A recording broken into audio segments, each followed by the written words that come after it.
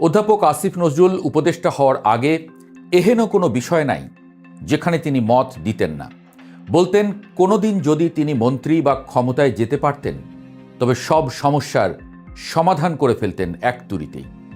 সৈয়দা রিজওয়ানা হাসানকে ঘন ঘন দেখা যেত রাস্তায়, খাল, নদী, সবুজ বাঁচানোর আন্দোলনে। তার মনের কথাও হয়তো ছিল আসিফ নজরুলের মতোই। কোনো এক অলৌকিক কিংবা হুমায়ুন আহমেদের গল্পের মতো তারা সেই ক্ষমতা একসময় পেয়েও যান শেষমেশ। কিন্তু কেমন হলো তাদের পারফরমেন্স? 100তে কত পেলেন তারা? লাখো মানুষ আওয়ামী লীগকে তাড়িয়ে শেখ হাসিনার জায়গায় অনেকটা জোর করেই বসালো ডক্টর ইউনূসকে। ঘোর সন্দেহবাতিক লোকটাও স্বীকার করে গেলেন এবার দেশের আসল উন্নয়ন না হয়ে যায় না। কিন্তু 1.5 বছর পর এসে মানুষ মত দিচ্ছে মিশ্র। অনেকে বলছেন মোটামুটি ছিল ইউনূস সরকারের পারফরমেন্স, অনেকে তো 100তে 0 দেওয়ারও পক্ষপাতী। যা হোক, বিশ্লেষণ কি বলে দেখা যাক। ক্যালেন্ডারের পাতায় তখন 2024 সাল। শেখ হাসিনা সরকারের পতনের পর যখন নোবেলজয়ী অধ্যাপক মোহাম্মদ ইউনূসের নেতৃত্বে অন্তর্বর্তী সরকার শপথ নিল, তখন আকাশচুম্বী প্রত্যাশার পারদ ছিল মানুষের মনে। আজ ক্যালেন্ডারের পাতায় 12ই ফেব্রুয়ারি 2026। ঠিক আজই অনুষ্ঠিত হচ্ছে জাতীয় সংসদ নির্বাচন। গত প্রায় 18 মাসের শাসনামল শেষে যখন ইউনূস সরকার বিদায় নেবার পথে, তখন স্বাভাবিকভাবেই প্রশ্ন উঠছে, ইতিহাসের এই সন্ধিক্ষণে তারা কি সফল নাকি ব্যর্থ? সরকারের পক্ষ থেকে বারবার 3টি মূল লক্ষ্যের কথা বলা হয়েছিল: রাষ্ট্রের সংস্কার, জুলাই গণঅভ্যুত্থানের মানবতাবিরোধী অপরাধের বিচার এবং একটি অবাধ সুষ্ঠু নির্বাচন আয়োজন। নিজেদের তারা সফল দাবি করতেই পারেন, কিন্তু বিশ্লেষকদের খাতা কলমের হিসেবটা মিলছে না সব জায়গায়। অর্থনীতিতে কিছুটা স্বস্তি ফিরলেও সামাজিক নিরাপত্তা আর মব সংস্কৃতির কালো ছায়া এই সরকারের অর্জনকে অনেকটাই ম্লান করে দিয়েছে বলে মনে করেন বোদ্ধারা। শুরুতেই আসা যাক সংস্কারের প্রশ্নে। সরকারের দাবি, তারা যে গতিতে সংস্কার কাজ এগিয়ে নিয়েছেন তা বাংলাদেশের ইতিহাসে বিরল। রাষ্ট্র সংস্কার সহ বিভিন্ন ইস্যুতে মোট 11টি কমিশন গঠন এবং পরবর্তীতে জাতীয় ঐক্যমত্য কমিশনের মাধ্যমে রাজনৈতিক দলগুলোর সঙ্গে সমঝোতা, সব মিলিয়ে একটি কর্মযজ্ঞ আমরা দেখেছি। অন্তত 30টি বিষয়ে দলগুলো একমত হয়েছে, যার মধ্যে 4টি প্রশ্নে আজ নির্বাচনের দিনেই গণভোট অনুষ্ঠিত হচ্ছে। আইন উপদেষ্টা ডক্টর আসিফ নজরুলের মতে এত কম সময়ে এত সংস্কার অভাবনীয়। কিন্তু মুদ্রার উল্টো পিঠও আছে। ট্রান্সপারেন্সি ইন্টারন্যাশনাল বাংলাদেশ টিআইবির নির্বাহী পরিচালক ডক্টর ইফতেখারুজ্জামানের মতো পর্যবেক্ষকরা মনে করেন সংস্কারের এই প্রক্রিয়াটি ছিল অনেকটা পিক অ্যান্ড চুজ এবং অ্যাডহকিজমের শিকার। অর্থাৎ যা সুবিধাজনক মনে হয়েছে তাই ধরা হয়েছে, আর যা ঝুঁকিপূর্ণ তা এড়িয়ে যাওয়ার চেষ্টা করা হয়েছে। বিশেষ করে শিক্ষা ও প্রশাসনের অনেক গুরুত্বপূর্ণ জায়গায় সংস্কার কমিশনই গঠন করা হয়নি। আবার যেখানে কমিশন হয়েছে, সরকারের ভেতরেই একটি অংশের কারণে তা পথভ্রষ্ট হয়েছে। আজ গণভোটে যদি না ভোট জয়ী হয়, তবে গত 1.5 বছরের এই সংস্কার উদ্যোগের ভবিষ্যৎ কি হবে তা নিয়েও রয়েছে ধোঁয়াশা। সরকারের দ্বিতীয় প্রধান এজেন্ডা ছিল বিচার। জুলাই গণ অভ্যুত্থানের বিচার নিয়ে মানুষের আবেগ ছিল তুঙ্গে। ট্রাইব্যুনাল গঠন হয়েছে, বিচার কাজ চলেছে। এর মধ্যে সবচেয়ে বড় খবরটি এসেছিল গত বছরের 17ই নভেম্বর।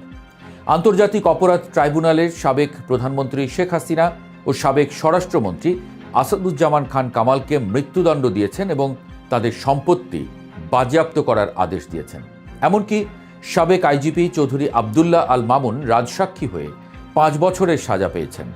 পরিসংখ্যান বলছে জুলাই অভ্যুত্থানে হত্যার অভিযোগে 837টি মামলার রেকর্ড করা হয়েছে, যার মধ্যে 45টি মামলা ট্রাইব্যুনালে বিচারাধীন।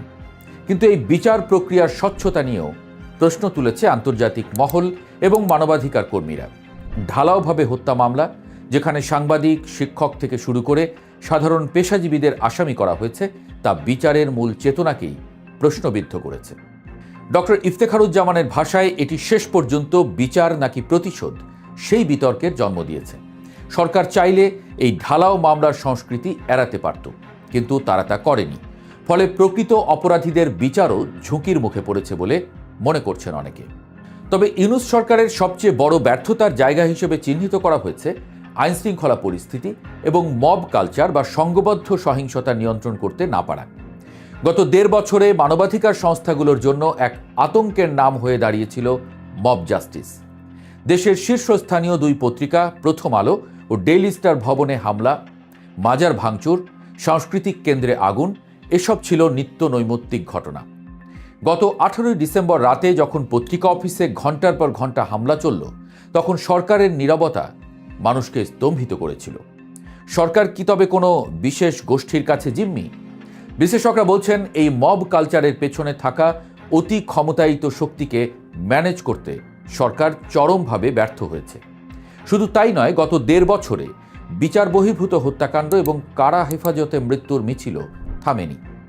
অধিকারের তথ্য মতে অন্তর্বর্তী সরকারের প্রথম 14 মাসেই অন্তত 40টি বিচার বহির্ভূত হত্যাকাণ্ডের ঘটনা ঘটেছে, যা মানবাধিকার ও নতুন বাংলাদেশের স্লোগানের সঙ্গে বেমানান। সংখ্যালঘুদের নিরাপত্তা ইস্যুতেও সরকারের ভূমিকা ছিল প্রশ্নবিদ্ধ। বারবার হিন্দুদের বাড়িঘরে হামলা, ভালুকায় পিটিয়ে হত্যা কিংবা হিন্দু ব্যবসায়ীদের খুন হওয়ার ঘটনায় সংখ্যালঘু সম্প্রদায়ের মধ্যে তীব্র আতঙ্ক সৃষ্টি হয়েছে। যদিও সরকারের পক্ষ থেকে বারবার বলা হয়েছে এসব ঘটনা ধর্মীয় নয় বরং রাজনৈতিক। সরকার এও দাবি করেছে যে তাদের আমলে 2টি দুর্গাপূজা শান্তিপূর্ণভাবে হয়েছে, কিন্তু মাঠ পর্যায়ের বাস্তবতা আর পরিসংখ্যান সব সময় সরকারের দাবির সঙ্গে মেলেনি। মানিকগঞ্জে বাউল শিল্পী আবুল সরকারকে গ্রেপ্তারের ঘটনা কিংবা সুফি মাজারগুলোতে লাগাতার হামলা প্রমাণ করে অসাম্প্রদায়িক বাংলাদেশ গড়ার যে স্বপ্ন ছাত্র জনতা দেখেছিল তা হোঁচট খেয়েছে বারবার। তবে অন্ধকারের মধ্যেও আলোর রেখা ছিল অর্থনীতিতে। অর্থনীতিবিদ ডক্টর দেবপ্রিয় ভট্টাচার্যের মতে অর্থনৈতিক স্থিতিশীলতা ফেরানোর ক্ষেত্রে সরকার তুলনামূলকভাবে সফল। দায়িত্ব নেবার সময় রিজার্ভ যেখানে $14 বিলিয়ন নেমেছিল, IMF-এর হিসাব অনুযায়ী তা এখন $28 বিলিয়ন বেশি। ব্যাংকিং খাতে সুশাসন ফেরাতে দুর্বল ব্যাংকগুলোকে একীভূত করা এবং বিদেশে পাচার হওয়া অর্থ ফেরাতে শ্বেতপত্র প্রকাশ এসবই ছিল সাহসী পদক্ষেপ। অর্থ উপদেষ্টা ডক্টর সালেউদ্দিন আহমদের দাবি অনুযায়ী অর্থনীতি এখন স্থিতিশীলতার পথে, কিন্তু এই মাইক্রো ইকোনমিক সাফল্য সাধারণ মানুষের বাজারের থলেতে খুব একটা স্বস্তি দিতে পারেনি। মূল্যস্ফীতি এখনও 8% উপরে, চালের দাম না কমায় খাদ্য মূল্যস্ফীতিও ভোগাচ্ছে সাধারণ মানুষকে। পরিসংখ্যানের জিডিপি আর রিজার্ভের গল্প দিয়ে তো আর পেটের ক্ষুধা মেটানো যায় না, আর তাই সাধারণ মানুষের কাছে অর্থনৈতিক সাফল্যের দাবিটা কিছুটা ফিকে মনে হতে পারে। নারীর নিরাপত্তা এবং স্বাধীনতার প্রশ্নেও এই সরকারের আমলনামা খুব একটা সুখকর নয়। খোদ প্রধান উপদেষ্টা ডক্টর মোহাম্মদ ইউনূস গত বছর নারী দিবসে উদ্বেগ প্রকাশ করেছিলেন, কিন্তু পরিস্থিতির উন্নতি হয়নি। উল্টো নারী সংস্কার কমিশনের রিপোর্টকে ঘিরে নারীদের উপর আক্রমণ এবং বিভিন্ন বিশ্ববিদ্যালয়ে হেনস্থার ঘটনা ঘটেছে। ডক্টর ইফতেখারুজ্জামান একে আখ্যায়িত করেছেন নারীর সমতার ক্ষেত্রে ইতিহাসের সবচেয়ে বড় ধাক্কা হিসেবে। সরকার মৌলবাদী বা রক্ষণশীল গোষ্ঠীর ভয়ে নারীদের অধিকার রক্ষায় যে সৎ সাহস দেখানোর প্রয়োজন ছিল তা দেখাতে পারেনি, বা অনেক ক্ষেত্রে আপোষকামিতার পথ বেছে নিয়েছে সরকার। গণমাধ্যমের স্বাধীনতার প্রশ্নেও সরকারের অবস্থান ছিল দ্বিমুখী। একদিকে সাইবার সিকিউরিটি আইন বাতিলের কথা বলা হয়েছে, অন্যদিকে 167 জন সাংবাদিকের অ্যাক্রিডিটেশন কার্ড বাতিল করে আবারও তা ভুল বলে স্বীকার করা হয়েছে।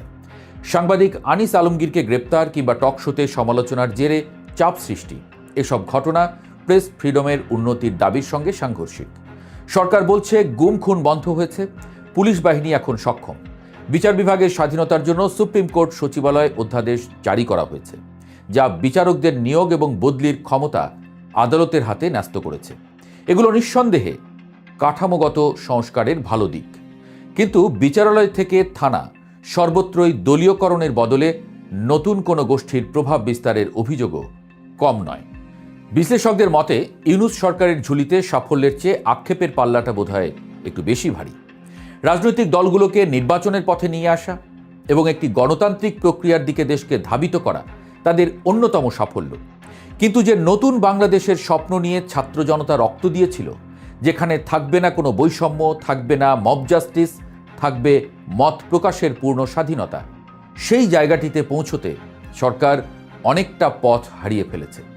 অর্থনৈতিক ধস ঠেকানো গেছে সত্য, কিন্তু সামাজিক ও সাংস্কৃতিক যে ক্ষতের সৃষ্টি হয়েছে তা গত 1.5 বছরে তা শুকোতে কতদিন লাগবে তা সময়ই বলে দেবে। 100-তে তারা কত পাবেন সে রায় আজ ব্যালট পেপারে জনগণ দেবে। তবে বিশ্লেষকদের কেউ কেউ বলছেন তারা ফেল করেননি বটে, কিন্তু তাদের পাশ মার্কটার চেহারা বড্ড গরিবী।